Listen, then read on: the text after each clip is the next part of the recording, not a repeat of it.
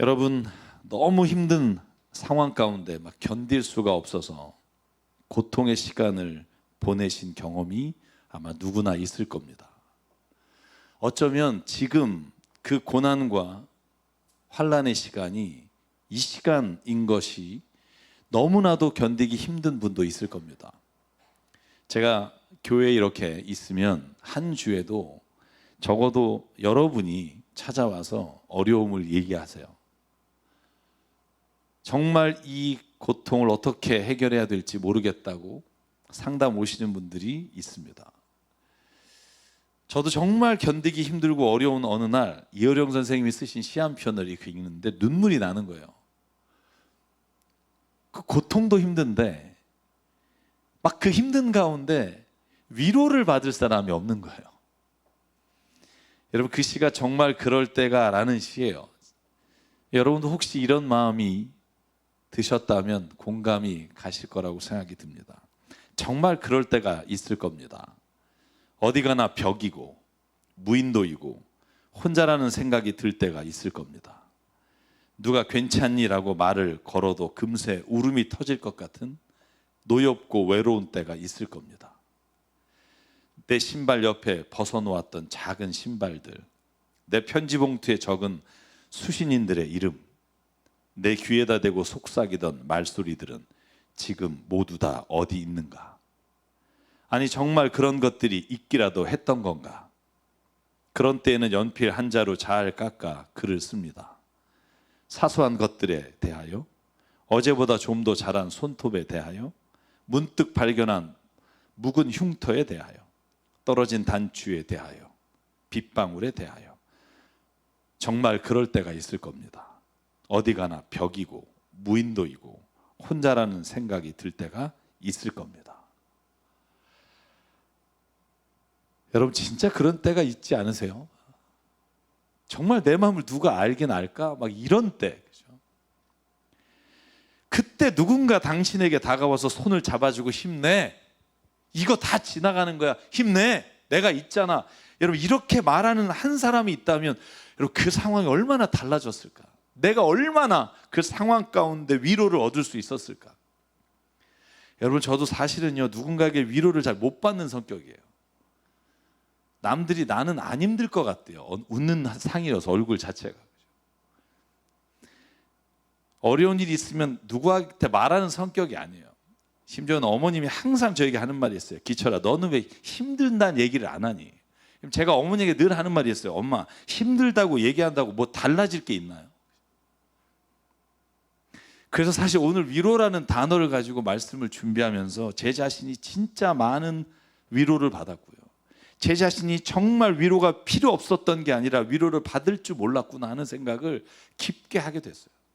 위로도 받을 줄 알아야겠더라고요.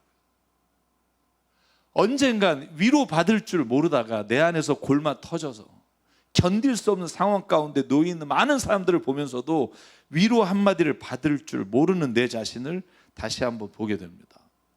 여러분, 위로라는 말을 사전에서 찾아보면 이렇게 정의를 내립니다. 따뜻한 말이나 행동으로 괴로움을 덜어주거나 슬픔을 달래준다. 와, 이거보다 좋은 말이 있을까요? 저는 이걸 사전에서 제 처음 찾아본 단어 같아요. 그런데 와, 따뜻한 말이나 말로 끝나지 않고 무언가 행동으로 내 괴로움과 슬픔을 덜어줄 수 있는 사람, 옆에 한 사람이라도 있다면, 여러분, 이 좋은 단어를 왜 내가 내 안에서 그렇게 갈망하고 있지 않았나?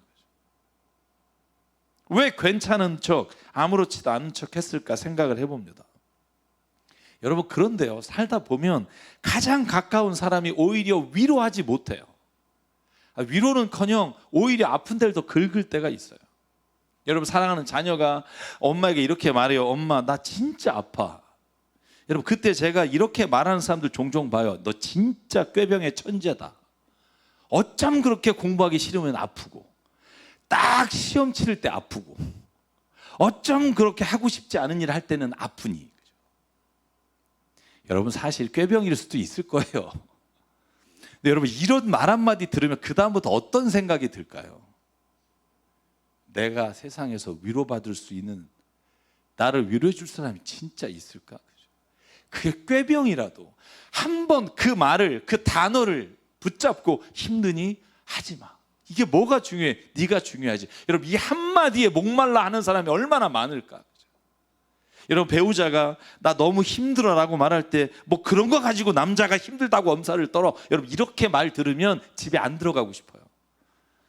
죄송해요. 아내에게도요, 하루 종일 집에서 쉬는 사람이 뭐가 힘드니? 야, 당신 정도 힘들지 않은 사람 세상에 없어. 여러분, 이런 말 한마디가 사실이고 진실이라는 말로 나는 말하지만 듣는 사람에겐 그 한마디가 절벽같이 느껴질 때가 있을 거라고요. 여러분, 이런 말들이 쌓이게 되면 누군가에게 아프겠다고 말하지도 못하고, 위로받는다는 것 자체가 내가 위로받고 싶어라고 말한 건데 4절까지 과거의 이야기를, 레파토리를 또 들어야 되면 여러분, 하고 싶지 않아요.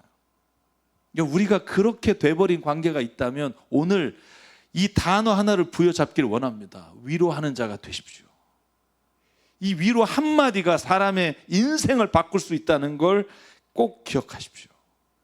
사랑 여러분, 우리가 살아가는 세상에서 위로의 말 한마디만 해줄 수 있는 사람이 있다면 우울증에 걸리지 않는다는 말이 있어요.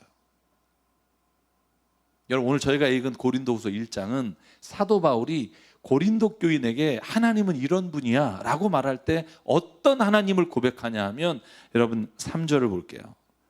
우리 주 예수 그리스도의 아버지이신 하나님을 찬양합시다. 그는 자비로우신 아버지시요 온갖 위로를 주시는 하나님이시요. 아멘. 하나님을 나는 어떻게 만났는지 바울이 고백하는 거예요. 나는 어떻게 만났는 줄 아니? 막 죽고 싶을 때, 막 내가 내 힘으로 내 의지로 살아가려고 애쓰다가 발버둥 치다가 바닥에 떨어졌을 때 그때 위로해 주시는 그 하나님, 내가 그 하나님을 만났다고. 여러분, 사도행전 9장에 보면 사도 바울이 예수 믿는 사람 잡으러 가다가 예수 그리스도의 음성을 듣잖아요.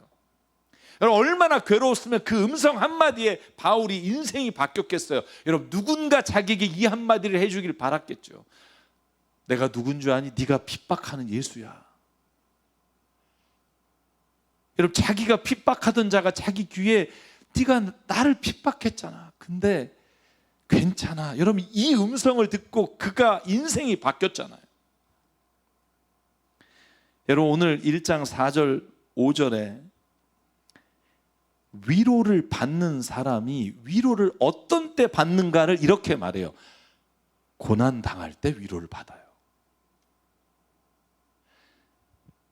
여러분, 4절 제가 읽을게요. 온갖 환난 가운데서 우리를 위로하여 주시는 분이십니다.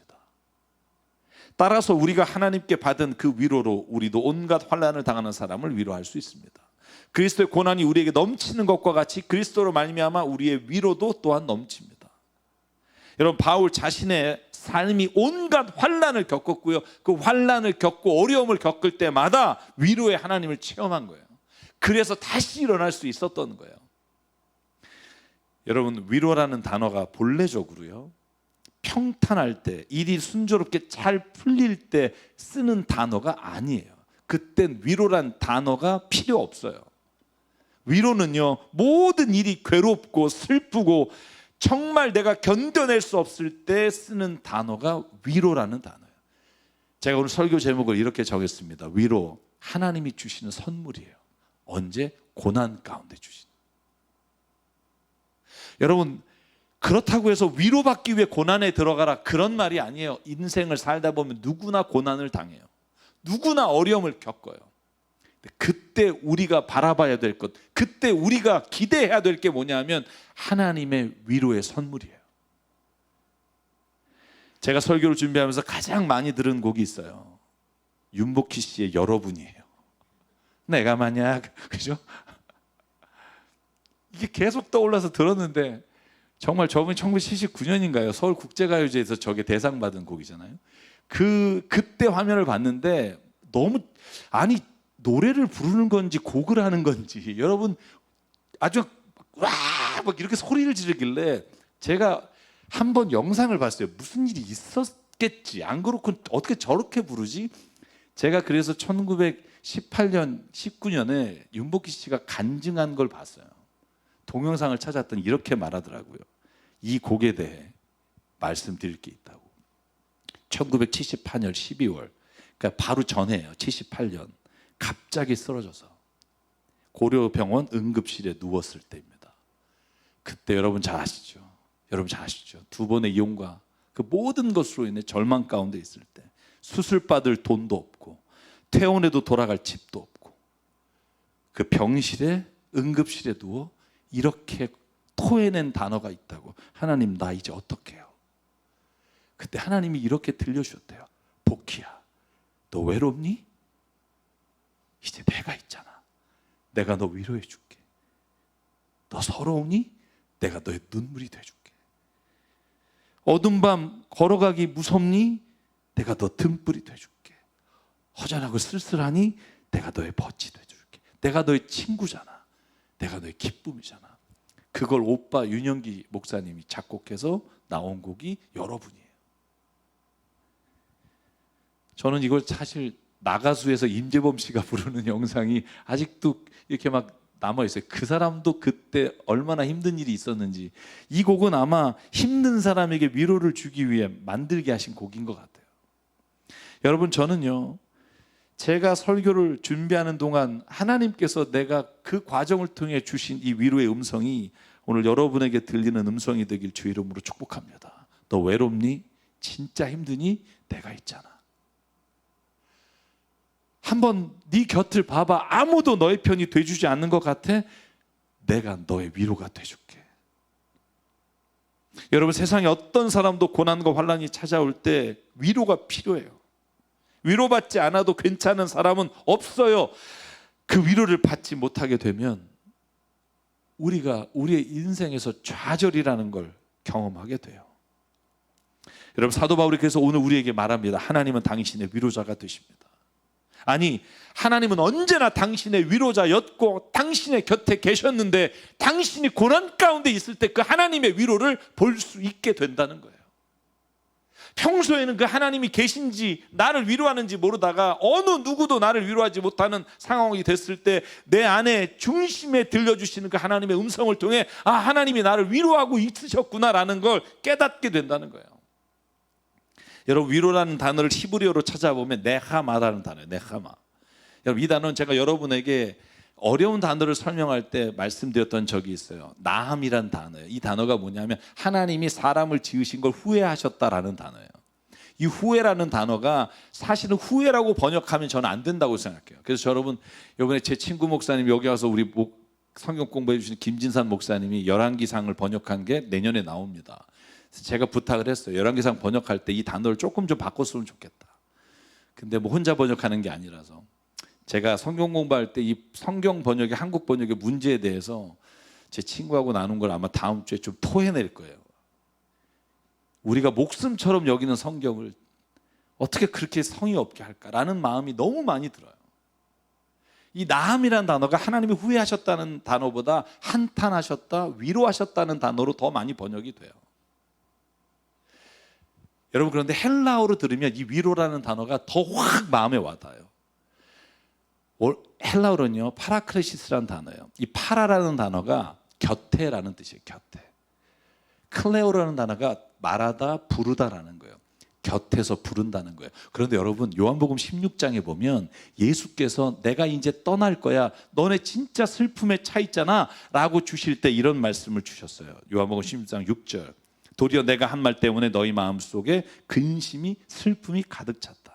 그러나 내가 너에게 진실을 말하는데 내가 떠나는 것이 너에게 유익하다. 내가 떠나지 않으면 보혜사가 너에게 오시지 않을 것이다. 그러면 내가 가면 보혜사를 너희에게 보내주겠다. 이 보혜사라는 단어가 파라클레토스, 곁에서 말하시는 분, 위로하시는 분.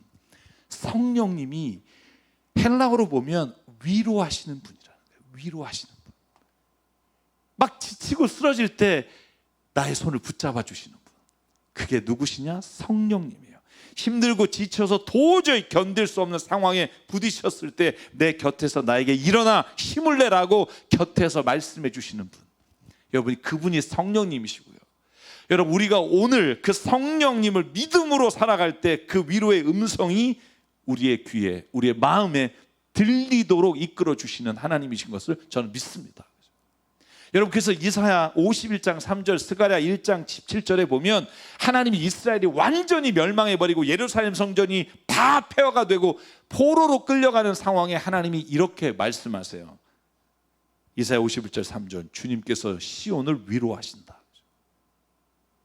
너희가 죄악 가운데 있어 너희의 죄 때문에 이곳이 멸망하지만 그러나 나는 끝까지 너희를 위로한다.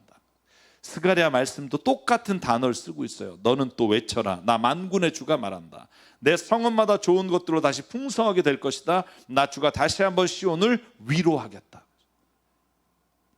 예루살렘은 다시 내가 택한 내 도성이 될 것이다. 사랑 여러분, 오늘 우리가 눈을 열어서 세상의 어떤 것들로부터 받을 수 없는 그 위로가 하나님의 성령님으로부터 우리에게 임하게 되기를 간절히 바랍니다. 여러분, 그런데 우리가 위로를 받는 가장 좋은 통로, 하나님의 위로를 우리가 가장 확실하게 깨닫는 길이 뭘까요? 여러분, 시편 119편 49절에 이렇게 말합니다. 주님의 종에게 하신 말씀을 기억해 주십시오. 주님께서는 말씀으로 내게 희망을 주셨습니다. 주님의 말씀이 나를 살려주셨으니 내가 고난받을 때마다 그 말씀이 나에게 큰 위로가 되었습니다. 아멘. 하나님을 믿으십니까? 그럼 하나님이 우리에게 주신 그 말씀을 믿으십니까? 그 말씀을 우리가 읽을 때 말씀을 확신하며 내가 그 말씀 가운데 하나님의 위로를 받을 수 있다는 거예요. 그러므로 여러분, 말씀은요 그냥 오늘 시간 있을 때 왕창 읽는 게 아니라 늘 내가 그 말씀을 기억하고 묵상하고 읽을 때 하나님의 그 말씀 속에서 주시는 위로가 우리의 삶을 다시 한번 변화시키는 은혜를 체험하게 된다는 거예요. 제가 교회 개척하고 13년 동안 놓지 않는 게 있어요. 성경 꿰뚫어 읽기예요. 여러분, 쉽지 않아요. 창세기부터 요한계시록까지 지금 제가 3번째 하고 있어요. 방송으로 녹화는 2번 올라가고 있고, 지난주에도 이걸 보시면서 멀리서 찾아오셔서 상담하시는 분들이 있고요. 진짜 배를 경작하시면서 그 몇 년 동안 첫 그 배를 저희에게 보내주시는 분이 있어요. 그거 하면서 말씀 들으면서 저 이렇게 사모하시는 분들이 있다는 게 너무너무 감격스럽기도 하고, 하나님이 우리 한국교회를 사랑하신 이유가 그 말씀을 사랑하는 것에 있다고 확신합니다. 여러분, 하나님이요 우리를 위로하세요. 그런데 오늘 사도 바울이 거기서 끝나지 않아요. 왜 우리를 하나님이 고난 가운데 위로하는지 아십니까? 이렇게 물어요. 그리고 대답해요. 고난 속에 있는 누군가를 위로하기를 원하십니다. 오늘 저희가 읽은 4절과 5절의 후반부를 다시 읽을게요. 온갖 환난 가운데 우리를 위로해 주시는 분이 하나님이시고, 따라서 우리가 하나님께 받은 그 위로로 우리도 온갖 환난을 당하는 사람들을 위로할 수 있습니다. 아멘. 이게 우리가 하나님의 위로를 받는 이유예요. 내가 위로받고 내가 세상에서 잘 사는 게 목적이 아니라 그 위로가 누군가에게, 하나님을 알지 못하는 자에게 위로로 다가갈 수 있도록 내 고난에 함께 하신 하나님의 위로가 누군가의 위로가 되는 것, 그게 그리스도인의 주신 선물이라는 겁니다. 여러분, 이걸 더 명확하게 6절과 7절에 이렇게 말합니다.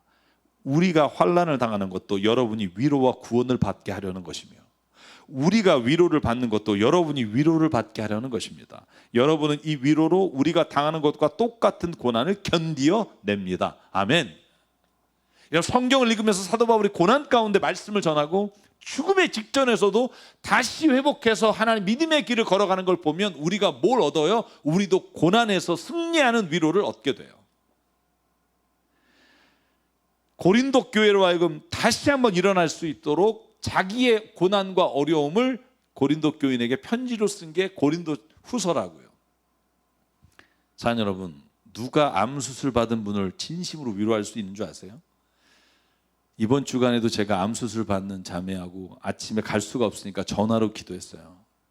근데 진짜 암 수술 앞두고 있고 암에 진료받는 사람에게는요, 먼저 암 수술 받은 사람이 위로가 돼요. 먼저 암 수술한 고통을 경험한 사람, 그리고 그 아픔으로부터 하나님의 위로를 체험한 사람의 말이 그 암 가운데 있는 사람에게 위로가 돼요. 여러분, 누가 먼저 사랑하는 자식을 하나님 품에 보낸 사람이 여러분 누구에게 위로받을 수 있겠어요? 목사가 아무리 가서 말을 해도 위로가 안 돼요. 당신은 모르잖아. 먼저 자녀를 하나님 품에 보낸 사람, 눈에 넣어도 아프지 않은 자식을 먼저 하나님 품에 보낸 사람이 그 아픔을 이겨내고 어떻게 하나님이 나를 위로하셨는지 그 고백이 그 누군가에게는요 하나님의 말씀과 같은 위로가 된다는 사실을 잊지 마십시오. 사도 바울은 그래서 자신이 아시아에서 당한 환난, 그 어려움과 고통을 솔직히 다 말해요. 왜냐하면 그것이 고린도 교인들에게 희망이 되기를 바라니까. 여러분, 바울이 복음을 전할 때는요, 여러분 AD 100년, 110년 요한계시록 쓸 때까지요, 그 상황이 비참해요. 그리스도인이라고 고백하는 순간 두 가지의 축출을 당해요. 하나는 유대교 공동체에서 쫓김을 당해요. 넌 유대교인 아니야. AD 90년에 얌리아 회의라는 걸 통해서 유대인들이요 성경을, 구약 성경을 하나의 정경으로 선포하면서 동시에 한 일이 있어요. 그리스도인들을 유대교에서 쫓아내는 거예요. 그래서 세례 요한이, 사도 요한이 쓴 요한계시록에 보면 처참하고 비참한 상황들이 거기에 있고 하나님이 다시 오셔서, 예수가 다시 오셔서 너희들을 구원해 주실 거다라고 하는 믿음의 선포가 요한계시록이라고요.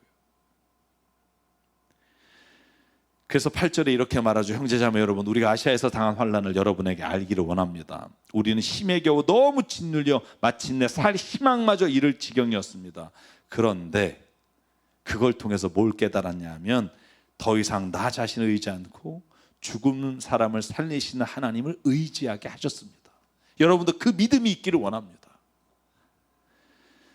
사랑 여러분, 고난을 통해서 위로를 체험한 사람은요 어느 지경까지 갈 수 있냐면 성경에 보면 심지어 나에게 그 고난을 줘서 내가 그 고난 때문에 죽을 것 같은 지경에 이르렀었는데 그 고난을 극복하고 하나님의 위로를 통해 승리한 사람이요 나를 그 고난에 밀어넣은 사람을 위로하는 장면이 나와요. 이해가 가요? 나를 쫄딱 망하게 했어요. 날 진짜 죽음 직전에 몰아넣은 사람이에요. 그런데 내가 거기 그 고난으로부터 이겨내고 하나님의 위로를 받고 나를 그 저주 가운데 밀어넣은 사람을 위로해요. 누구예요? 요셉이에요. 창세기 50장 20절과 21절에 보면 형들이요 꿈에도 이집트에 요셉이 있을 거란 상상도 못해요. 그리고 먹을 것을 얻으러 그곳에 내려갔는데 앞불사 자기 앞에 있는 총리가 자기네가 죽이려고 했던 버린 요셉이에요. 그걸 알고 두려워 떨 때 요셉이 하는 말이에요. 형님들은 나를 해치려고 하였지만 하나님은 오히려 그것을 선으로 바꾸셔서 오늘과 같이 수많은 사람의 생명을 구원하였습니다. 그러니 형님들은 두려워하지 마십시오. 내가 형님들을 모시고 형님들의 자식들을 돌보겠습니다. 이렇게 요셉은 그들을 간곡한 말로 위로하였다. 여기에 쓴 히브리어가 나함이에요. 위로했다. 여러분, 저한테 이런 위로를 바라진 마십시오. 이렇게 말하고 싶어요. 이게 가능하냐고요. 가능해요. 왜?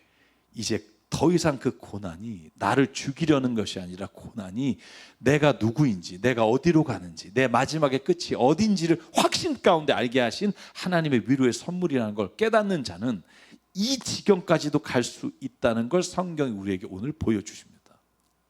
여러분, 이삭이 엄마 사라가 죽어요. 자기를 정말 사랑했던 엄마. 여러분, 그때 누가 위로가 되는 줄 아세요? 성경의 창세기 24장 66절에 이렇게 되어 있습니다. 67절만 읽을게요. 이삭은 리브가를 어머니 사라의 장막으로 데리고 들어가서 그의 아내로 맞아들였다. 이렇게 해서 리브가는 이삭의 아내가 되었으며 이삭은 그를 사랑하였다. 이삭은 어머니를 여의고 나서 위로를 받았다. 여러분, 누구로부터 위로를 받아요? 내가 진짜 사람으로부터 배신당하고 사람을 잃었고 사랑을 잃었을 때 여러분 또 다른 누군가의 위로와 사랑이 나를 그것을 극복하게 하는 힘이 된다는 거예요. 그러면 사랑하는 여러분, 저와 여러분이요 오늘 하나님이 주신 그 위로를 체험했다면 누군가를 위로하는 자리에 가는 은혜가 있기를 주의 이름으로 축복합니다. 사도 바울이 그래서 빌립보서 1장 이렇게 고백해요. 2장 1절. 그러므로 그리스도 안에서 여러분에게 무슨 격려나 무슨 사랑의 위로나 성령의 무슨 교제나 무슨 동정심이나 자비가 있거든 여러분은 같은 생각을 품고 같은 사랑을 가지고 뜻을 합하여 한마음이 되어 내 기쁨이 넘치게 해 주십시오. 저는 이 고백을 오늘 우리 교우분들에게 하고 싶어요. 여러분이 무슨 격려나 사랑의 무슨 위로나 성령의 교제나 동정심이나 자비가 있거든 여러분 한 마음을 품고 한 마음이 되어 하나님의 기쁨이 넘치게 해주십시오. 여러분, 아마 코로나가 올해 안에 저는 어느 정도 지나가면 우리가 다시 모여서 예배하는 날이 올 거라고 믿습니다. 그렇죠? 여러분, 별로 그러고 싶지 않으신 것 같기도 하고 다시 올 줄 믿습니다. 그때 진짜 이 위로가 있는 교회가 되기를 주 이름으로 축복합니다. 떨어져 있어 보니까 더 알겠잖아요. 그 위로의 한마디가 필요한 사람이 우리 주변에 있다는 것 바라보는 눈이 열리길 바라요. 그런데 여러분, 이 대목에서 반드시 잊지 말아야 될 게 있습니다. 그건 인간이 주는 위로는 한계가 있으며 인간의 욕심과 정욕은 변질된다는 거예요. 여러분, 그게 시편 69편에 이렇게 표현합니다. 제가 이 말씀을 읽으면서 얼마나 그렇지라는 생각을 했는지 몰라요. 주님은 내가 받는 모욕을 잘 알고 계십니다. 내가 받는 수치와 조롱도 잘 알고 계십니다. 나를 괴롭히는 대적자들이 누군지도 주님은 다 알고 계십니다. 수치심에 갈기갈기 찢겨진 내 마음은 아물 줄을 모릅니다. 동정받기를 원했으나 아무도 없었고 위로받기를 원했으나 아무도 찾지 못했습니다. 가장 모욕적이고 힘들 때, 수치와 조롱을 당할 때 오히려 위로해 줄 사람이 떠나요. 같이 조롱하는 자리에 있어요. 이게 인간일 수 있어요. 심지어 이게 교인일 수도 있어요. 그러기에 우리가 이 비참한 고백을 하지 않으려면 우리가 인간적인 위로의 갈망으로 우리의 믿음의 마지막이 있어서는 안 돼요. 우리를 위로하시는 유일한 분, 우리의 마지막 위로는 예수 그리스도이십니다. 여러분, 이 말씀을 꼭 드리고 싶어요. 히브리서 기자가 사람을 의지해 봤겠죠.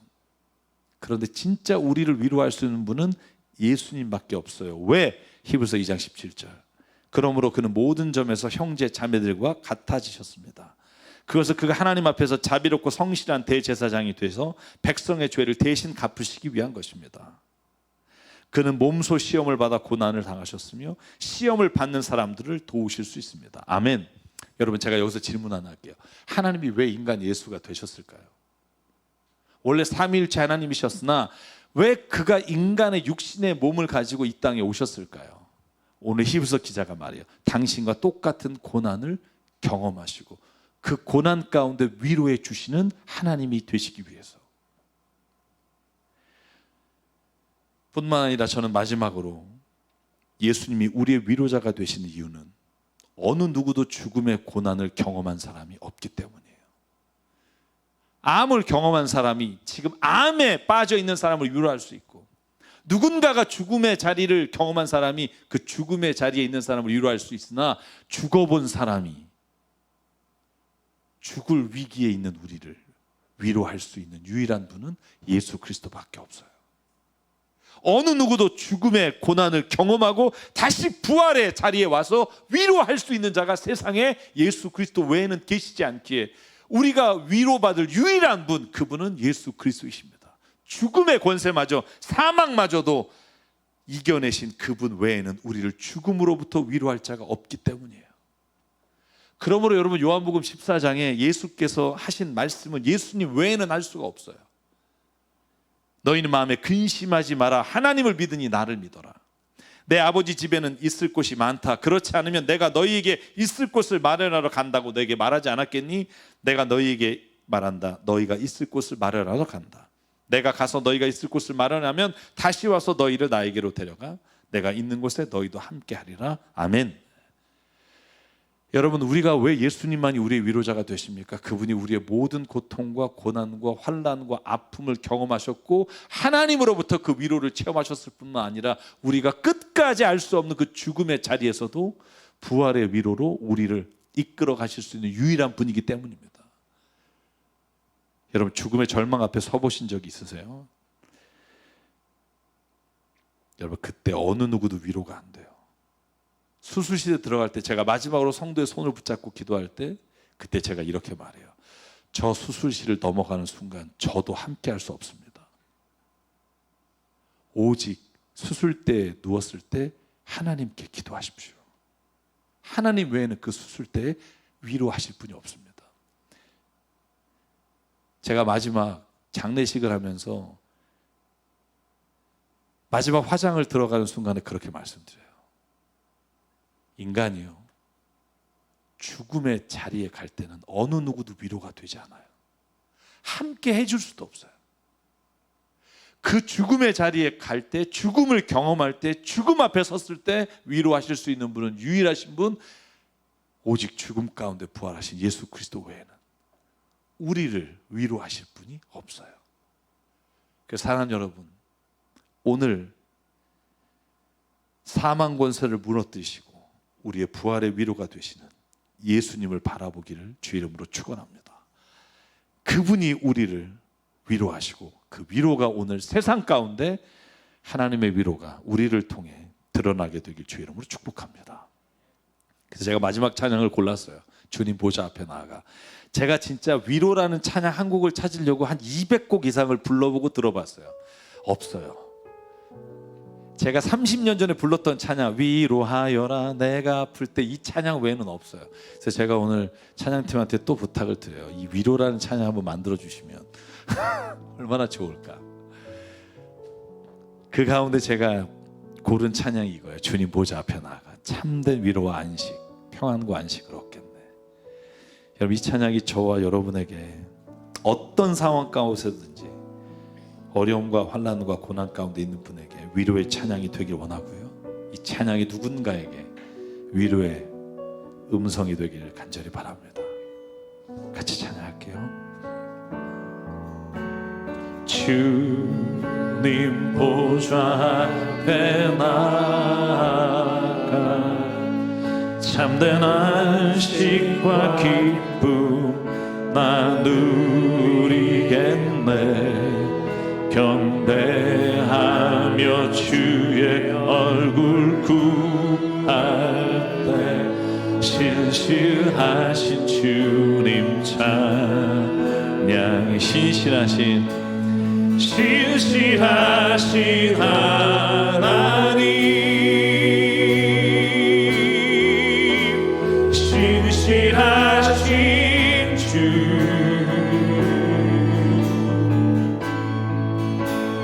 나의 주 하나님은 신실하신 주님. 기도 들으시는 하나님, 아멘. 기도 들으시는 하나님, 폭풍 속에 내 등불 내노래시나 주의 날개 아래서 내 맘 쉬리니 신실하신 주님 찬양해. 신실하신 하나님, 신실하신 주, 아멘. 나의 주 하나님은 신실하신 주님. 우리 3절 한번 일어나서 함께 찬양할게요. 평안 내려주신 하나님, 아멘. 평안 내려주신 하나님, 나의 고통받는 자를 위로하게 하소서. 나의 평생에 주의 사랑을 전하리. 신실하신 주님 찬양, 아멘. 신실하신 하나님,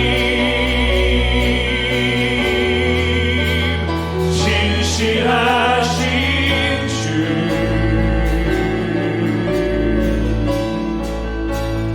나의 주 하나님은 신실하신 주. 신실하신 하나님, 오늘도 나에게 위로자 되십시오. 아멘. 신실하신 하나님, 신실하신 주,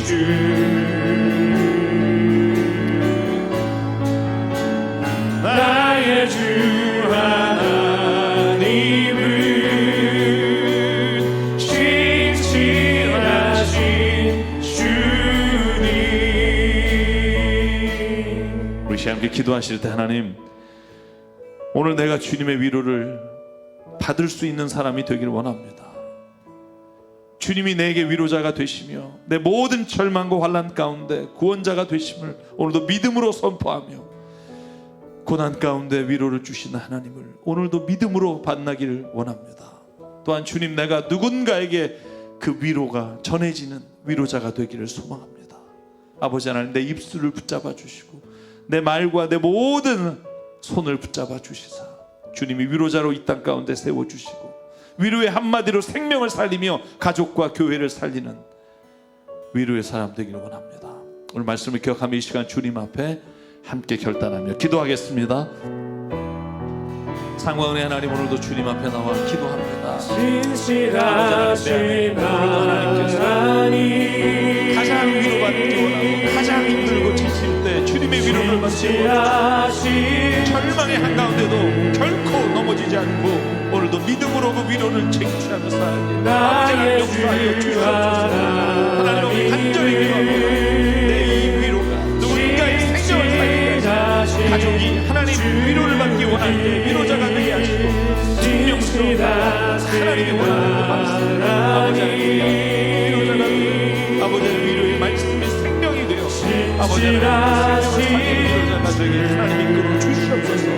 온전히 오늘도 주님이 내 안에 거하시며 나를 붙잡아 주시고 나의 사랑의 위로자가 되어 주시기를 원합니다. 성령의 우리를 붙잡아 주시고 충만케 하여 주시옵소서. 아멘. 사랑과 위로의 하나님, 오늘도 우리가 주님의 위로를 받았음에도 우리가 절망 가운데 사망의 권세 가운데 주님이 주시는 부활의 위로를 받았음에도 내 퉁명스러운 말투와 마음에도 없는 말을 입으로 꺼내서 가족을 오히려 위로가 아니라 상처를 주는 내 입술을 주님 오늘도 주님이 주관하여 주시사 진정으로 위로자로 하나님의 위로가 누군가에 전달되는 통로자로 살아가도록 인도하여 주시옵소서. 하나님, 그럼에도 불구하고 하나님, 인간의 위로가 우리의 마지막이 아니라 예수 그리스도가 십자가의 은혜가 우리의 마지막 유일한 은혜인 것을 믿음으로 확신하며 죽음의 절망에서도 예수 그리스도를 믿는 믿음으로 오늘도 위로와 승리의 삶을 살아가도록 하나님 인도하여 주시옵소서. 우리에게 주신 생명과 시간과 달란트와 모든 물질이 주님의 것으로 하라. 이 시간 주님께 드립니다. 주님의 나라와 뜻을 위해 사용하여 주시옵소서. 이제는 우리 주 예수 그리스도의 은혜와 하나님 아버지의 무한하신 사랑과 성령님의 감동, 감화, 충만, 교통, 위로하심이 오늘 이 시간 주님의 위로를 받아 이 땅에 위로자로 살아가기를 다짐하는 여기에는 한 분 한 분 머리 위에, 그 가정과 일터 위에, 주님 세우신 새사람교회 위에 지금부터 영원토록 함께 하시기를 간절히 축원하옵나이다. 아멘.